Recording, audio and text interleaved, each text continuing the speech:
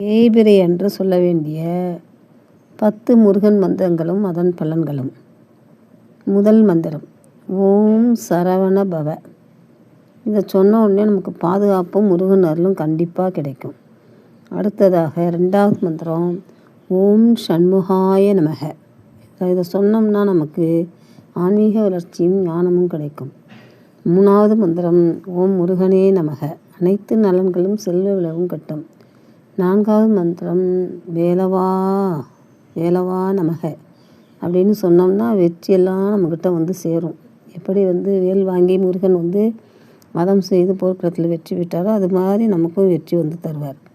5வது மந்திரம் ஓம் குமாராய நமக. ஆரோக்கிய மகிழ்ச்சியெல்லாம் கிடைக்கும். 6வது மந்திரம் ஓம் கந்தாய நமக. வலிமையும் உற்சாகமும் கிடைக்கும். 7வது மந்திரம் ஓம் சுப்பிரமணியாய நமக. நம்மகிட்ட என்னெல்லாம் தடைகள் இருக்கோ அந்த தடைகள்லாம் விலகி நல்லது நடக்கும். 8வது மந்திரம் ஓம் வேலாயுதாய நமக. வேகமும் வளர்ச்சியும் நமக்கு கிடைக்கும். ஓம் சுவாமிநாதாய நமக அப்படின்னு 9வது மந்திரத்தை நம்ம சொன்ன உடனே முருகனின் கருணையும் ஆசியும் நமக்கு எப்போதும் கிடைக்கும்.